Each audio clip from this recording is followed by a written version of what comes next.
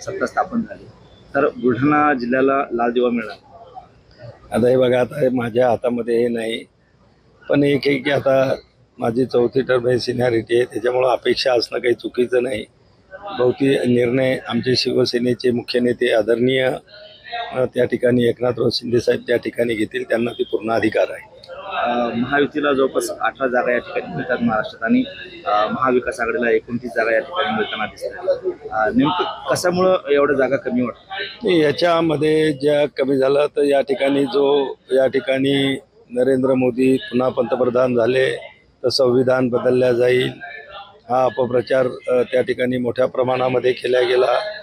त्याच्यानंतर पुन्हा यावर्षी शेतकऱ्यांचा जो शेतीमालाला सोयाबीन असेल, कापूस असेल, याला कमी असलेले भाव इत्यादीचा रोष लोकांच्या मनामध्ये नक्की होता आणि तो मतदानातून प्रगट झालेला दिसतोय. चौथ्यांदा म्हणजे चौकार मारला आणि प्रतापगड या ठिकाणी अपडेट द्यायचं, काय प्रतिक्रिया असणार?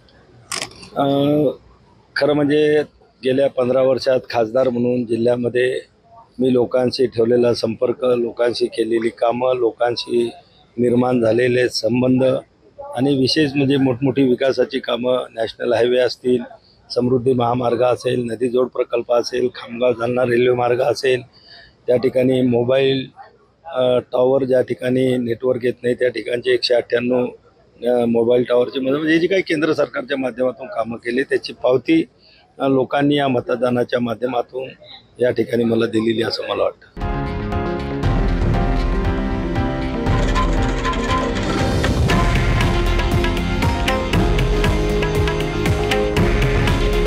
हे आहे देशातील नंबर 1 न्यूज नेटवर्क आणि आपण पाहत आहात TV9 मराठी.